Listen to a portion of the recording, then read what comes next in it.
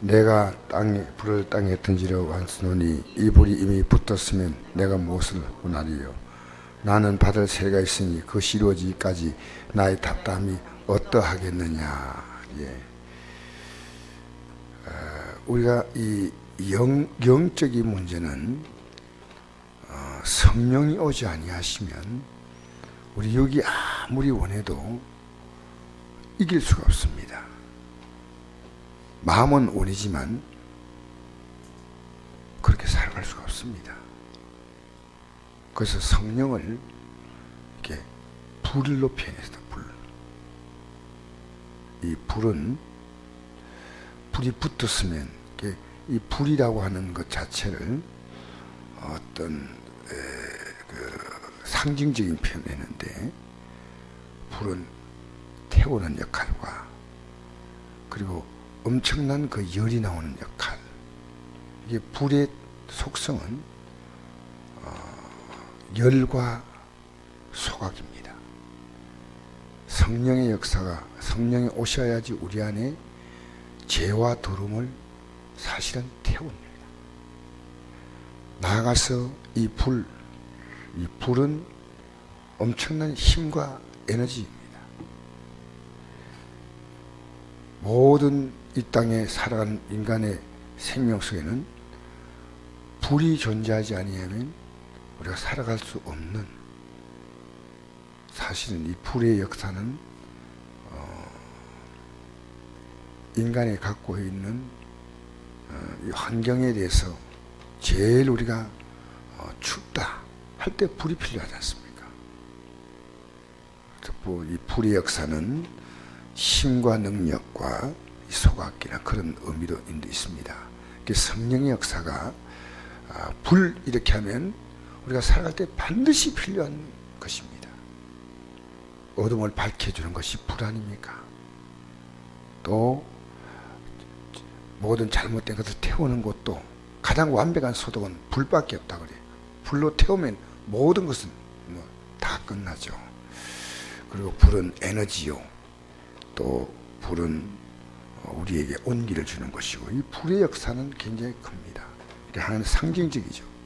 내가 불을 땅에 던지러 왔다. 이 불이 이미 붙었으면 내가 무엇을 원하리요 했습니다. 이것은 이 불을 붙여서 세상을 몽땅 다 태운다는 그런 의미라면 내가 무엇을 원하리요 이런 말을 쓰면 안 되죠. 이 불이 붙기를 정말 주님 원했습니다. 근데 이 다음 절에 12장 50절에 보니까 나는 받을 세례가 있다 이랬습니다. 나는 받을 세례가. 그것이 이루어지기까지 나의 답답함이 어떠하겠냐. 이 불을 그냥 오는 게 아니고 예수님께서 이 세례를 받으셔야 돼요. 그럼 예수님이 세례 받는 게 뭐냐?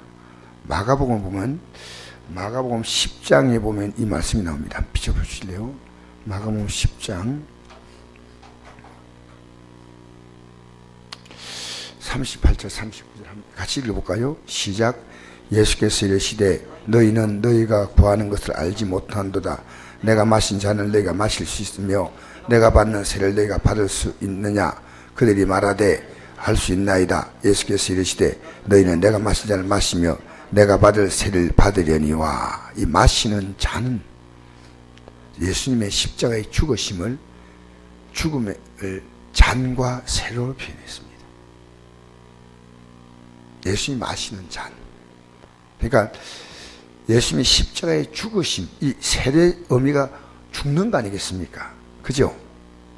이 세례는요, 죽는다는 상징의식이에요. 물속에 들어가는 거예요. 예수님은 온 인류의 죄를, 이 죄에 대해서 예수님은 마시고 그 죄값으로 십자가에서 죽으신 거예요. 그러니까 성령은요, 예수님이 십자가에 죽으시고 나서 부활하시고 그 다음에 성령을 보내시는 거예요. 우리가 이 성령이요, 그렇게 중요하다. 오늘 기독교가 가장 사실은 우리가 위선적으로 살아갈 수밖에 없고, 우리 하나님 말씀 있지만은 이 말씀으로 살아갈 수 없는 그 절대적인 이유가 하나가 이 성령입니다. 여러분, 예수님께서 부활하시고 제 아들이 변한 거 아닙니다. 다 고기 잡으러 갔잖아요.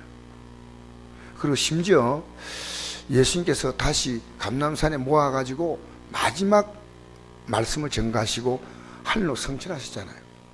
그때 그 모인 제자들이 한 500명이라고 했습니다. 500명 가운데 너희가 예루살렘을 떠나지 말고 내게 약속한 기다리라 했는데 그들은 기다리지 않고 집으로 돌아간 사람이 380명이에요. 예루살렘에 가가지고 마가의 다락방에 모여서 기도하다가 열흘 만에 성령 받은 사람은 120명이에요. 오늘 기독교인들은요, 둘로 나눠져요. 380명이냐 120명이냐 이럽니다. 그 성령 받으셔야 돼요. 제가 무슨 얘기해도 이건 소용없어요. 뭐 목사의 말로 성도가 바꾸지 않습니다. 아, 하나님께서 이렇게 말씀했구나. 그럼 이제부터 우리가 이 성령을 받지 않으면 안 돼요. 반드시 우리는요, 영의 세력은요, 우리의 결심이나 의지력으로 절대 못 이깁니다. 뻔히 알고도 우리는 하나님 계신 거 알잖아요. 누가 모릅니까? 우리가 그 어떤 기적을 봤다 하더라도 베드로 같은 기적을 보지는 못했어요. 빈 배가 만성이 될 때 이 충격은 말로 형용할 수 없습니다. 왜냐하면 고기 잡힐 시간이 아니고 해가 떠올라. 그리고 깊은 곳에 그물을 던지는 게 아니고 고기가 모이는 곳이 있습니다. 거기 가서 해가 뜨면 고기가 안 잡히는, 시간적으로 안 맞고 안 맞는데 고기가 잡혔다는 거예요. 그 충격입니다. 그 예수님과 같이 따라다니면서 얼마나 많은 기적을 봤습니까? 근데 예수님을, 그러나 그 마음에는 예수님을 따라가야 되겠다 생각하지만 예수님이 잡히는 그 현장에 같이 가가지고 끝까지 여종들과 서 있으면서 그 예수님이 어떻게 될 것인가 너무너무 안타깝게 보면서 이 사람이 예수님 같이 있는 죄다 이러니까요, 내가 그걸 알지 못한다. 너 정말 그거 모른다. 세 번째는 계속 그렇게 말하니까요, 이거 내게 위기가 올까 싶어서 저주하고 부인했습니다.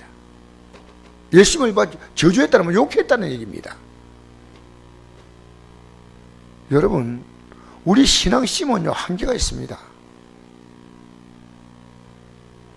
그래서 이 성령 받는다는 것이요, 성령 받은 사람은 재충만 받아야 돼요. 받지 못한 사람은 반드시 성령을 받아야 됩니다. 그래서 여러분, 이 성령을 받는 것이, 성경은요, 구원받는 것으로 표현했습니다.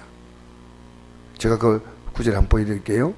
사도행전 2장 38절에 이 말씀이 나옵니다. 이 36절부터 한번 읽어볼까요? 시작.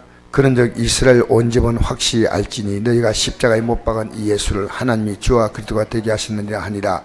그들이 이 말을 듣고 마음에 찔려 베드로와 다른 사도에게 물어 이르되, 형들 우리가 어찌할까 하거늘 베드로가 이르되, 너희가 회개하여 각각 예수의 이름으로 세를 받고 세상을 받으라. 그리하면 성령을 선물로 받겠다 했죠. 그 다음에 39절부터 시작. 이 약속은 너희와 너희 자녀와 모든 먼데 사람 곧 주 우리 하나님이 얼마니 부르신 자들에게 하신 것이라고 또 여러 말로 확정하여 권하여 이르되, 너희가 이 배어간 세대에서 구원을 받으라 하니, 이게 구원이에요. 여러분 생각해 보세요.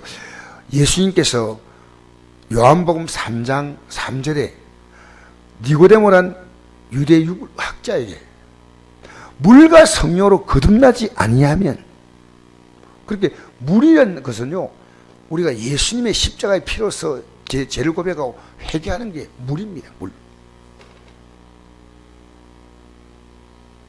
세례를 상징합니다. 그래서 성령으로, 이것이요, 진실로 회개했다면요, 거짓 회개, 진실로 회개했다면요, 성령이 오게 되어 있습니다. 아시겠어요? 우리 성령 안 받으면요, 우리가 뭐 전도 나가도 열매 없어요. 죄송한 얘기입니다.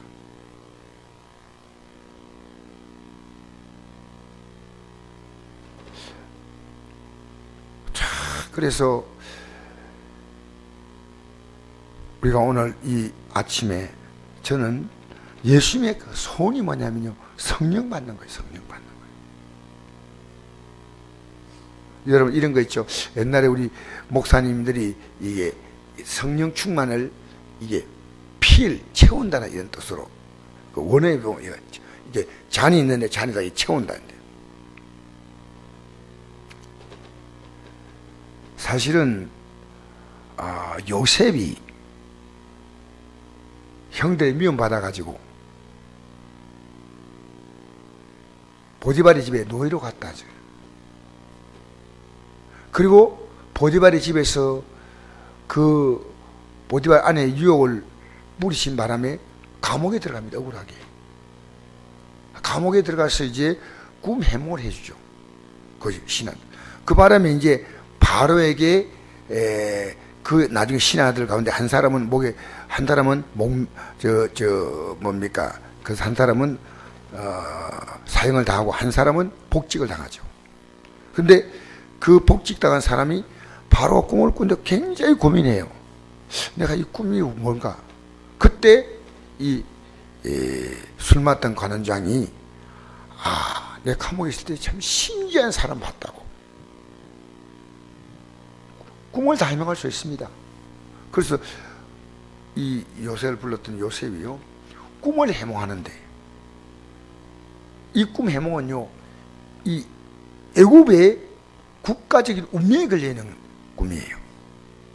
그래서 꿈 해몽하면서 앞으로 7년의 풍년이 오고 7년 흉년이 온다. 근데 풍년이 오면 이렇게 하면 흉년을 이긴다. 그리고 국가가 더 강대해진다. 이 말을 할 때 그들이 뭐라고 했냐면요, 이 말씀은 내가 전하고 마치겠습니다. 사도행전 42장이 나오거든요. 42장에 41장입니다. 미안합니다. 41장에 직접 여러분의 성경을 보시는 게 가장 좋습니다.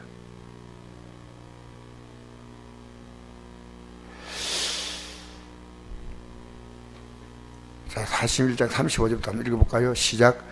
그들로 장차 올 풍년의 모든 곡식을 거두고 그 곡식을 바로의 손에 돌려 양식을 위하여 각 성읍에 사두게 하소서. 이와 같이 그 곡물을 각 등에 저장하여 애굽 땅에 임할 7해의 흉년에 대비하시면 땅이 이 흉년으로 말미암아 망하지 아니하리다. 바로와 그의 신하가 이를 좋게 여긴지라. 바로가 그의 신하에게 이르되 이와 같이 하나님의 영에 감동된 사람 우리가 어찌 찰 수 있으리요 하고 했는데, 여기에 중요한 것은 하나님의 영에 감동된 사람이란 겁니다. 하나님 영. 여러분, 이 영이란 말은요, 루아흐입니다. 그러니까 이게 창세기 1장에 보니까 하나님의 신이 수면에 운행했다 할 때 루아흐입니다. 원어에. 이미 요셉에게는요, 그 감옥 속에 요셉이 있으면서요, 하나님 앞에 그 요셉은 얼마나 안타까웠겠어요. 기도하는 가운데 하나님의 신이, 영이 그에게 감동을 하는 거예요. 그걸 누가 느끼냐면요, 바로와 그의 신하가 느끼는 거예요. 그러니까 하나님 영이 감동하니까, 여러분, 그 당시에 여러분 우리 역사적으로 볼 때 세계적으로 가장 강대한 국가가 이 애굽이에요. 그죠? 요즘 말하면 미국 같은 그런 나라죠. 그런데 이 나라의 운명을 결정짓는 것이 한 사람에게 성령이 임하니까 가장 지금 감옥에 있는 불쌍한 인생이 국가의 운명을 짓는 수 있는 게 이게 성령입니다. 성령. 여러분, 우리 교회가요, 막 성령 임하지 않으면 안 돼요. 충만하게 임해야 됩니다. 그래서 우리가 성령 충만 받아야 이 전도에 대한 영혼을 살아가는 가슴이 올라오는 겁니다. 하나님의 지혜, 하나님의 능력, 하나님의 도우심, 당할 자가 없는 거예요. 누가 요셉을 당합니까? 그래서 나중에 뭐라 말합니까? 요셉에게 이르되 하나님이 이 모든 것을 내게 보이셔서 너와 같이 명철하고 지혜는 자가 없도다. 너는 내 집을 다스려 이 백성이 다 내 명령에 복종하니 내가 너보다 높은 것은 내 왕자뿐이라 해가지고요, 사실은 왕의 인장을 맡기는 거요. 우리 41절부터 한번 읽어볼까요? 43절까지 시작. 바로가 또 요셉에게 이르되 너는 내가 너를 애굽 땅의 총리가 되게 하노라고 자기의 인장만을 떼어 요셉의 목에 끼우고 그에게 세마포옷을 입히고 금사슬을 목에 걸고 자기에게 있는 버금 수레에 그를 태우매 무리가 그 앞에 소리를 지르기를 엎드려 하더라. 바로가 그에게 애굽 정리를 총리로 다스리게 하였더라. 나중에 이제 그 조카 이어서 여기까지만 하면 끝내게 됩니다만, 바로가 자기 형제들에게 부모님께 뭐라 하냐면 내가 바로의 아비라고 말합니다. 참 엄청난 얘기를 합니다. 뒤에 이제 쭉 나가면요, 근데 이 요셉이 하는 말이요, 그 궁궐에 다 들어갔다 그랬어요. 그러니까요, 요셉의 아버지가 야곱이 죽었을 때 70일인가 장례식 합니다. 왜 그러냐면요, 황제의 장례식이 70일인가 그래요. 그 아버지의 장례식을요, 황제 버금가는 장례식을 해주는 거예요. 여러분, 오늘 교회가요, 성령을 우습게 생각해요. 우리 정말 성령 충만해야 됩니다. 회개하지 않으면 성령이 임하지 않아요. 성령은 거룩한 얘기거든요. 우리 잘못 살았잖아. 우리 솔직히 생각합시다. 우리의 삶의 절대 가치가 주님이 아니고 세상 것이 우리의 삶에 얼마나 우리의 삶을 지금 흔들고 있습니까? 오늘 이 아침에 여러분이 부탁합니다. 다른 기도 다 하십시오. 그러나 성령 충만을 구하십시오. 주님께서 이것 안 오면요, 아무것도 아니다. 요즘 하나님께서 제 마음속에 더 절박한 마음을 주셔요. 그렇게 열심히 해도 성령 충만하지 않으면요, 인간의 종교밖에 안 되는 거예요. 성령이 임하셔야, 성령이 역사하셔야. 목사가요, 성령이 임하면 하나님의 권위가 나타나요. 성도들이요, 성령이 임하면요, 하나님의 삶의 권위가 나타나요. 아시겠어요? 여러분, 우리요, 그냥 믿는다고 할 거 없어요. 우리의 삶에 보이지 않게 성령이 임하면요, 성령은 9가지 열매가 있죠. 인격. 성령은 기도하는 영이십니다. 성령이 할 수 있는 것 제가 오늘 아침에 준비해 다 못하겠어요. 성령은 말씀을 주신 영이에요. 성령이 교회 다시 말씀을 들을지어다. 성령은 전도영입니다. 성령은 모든 것을 분별하는 분별영입니다. 성령, 너무나 성령이 들어오셔서 우리를 붙잡아 줄 때요, 우리는요, 쉽게 말하면 슈퍼 그리스도인이 됩니다. 명목상의 그리스도인이 아니라 성령 충만해요. 여러분, 요셉 감옥에 있는 사람이 성령이 임하니까요, 일순간에 이 사람의 하루의 운명이 바뀌는 거예요. 우리 극단적인 얘기지만은 하나님의 신이 감동했다. 어떻게 이런 말을 할까요? 그 바로의 입을 생각을 하는 것도 성령이 하시니까요, 그 말을 하는 거예요. 요셉도 충격받는 거예요. 저 사람들이 어떻게 하나님이 신이 감동했다 이런 말을 하나? 자기가 알아보는 게 아니라 남이 알아봐. 남이. 우리 성령 충만합시다. 이것밖에 없어요, 여러분. 하나님 일은요, 힘이 있어도 하는 게 아니에요. 능이 있어도 하는 거 아니에요. 이런 힘으로 능으로 되지 아니고 오직 나의 신으로 되느니라. 스가랴 4장 6절. 힘으로 안 되고 능으로 안 됩니다. 할렐루야. 성령 충만합시다. 모든 인격, 모든 능력, 모든 지혜. 그러니까 여러분, 당할 자가 없어. 제가 성령의 이 놀라운 비밀이 성경입니다. 이거요. 이 성령의 역사가, 마귀는요, 영이니까 영으로 이기지 절대 육으로 못 이깁니다. 결심으로 못 이깁니다. 영은 영으로 대항해야 돼요. 이 세상을 지배하고 있는 게 뭔지 압니까? 악한 영입니다. 그러니까 우리는 성령 충만에 이깁니다. 할렐루야. 여러분, 성령 충만하시기를 주 이름으로 축복합니다. 이 아침에 여러분 기도 속에 꼭 이 기도를 넣고, 주님, 나 주님 믿는다면서도 나 그렇게 살지 못한 분이 너무 많습니다. 여러분과 여러분의 가족들 다 성령 충만하도록 그렇게 기도하시기 바랍니다. 아버지 하나님 감사합니다.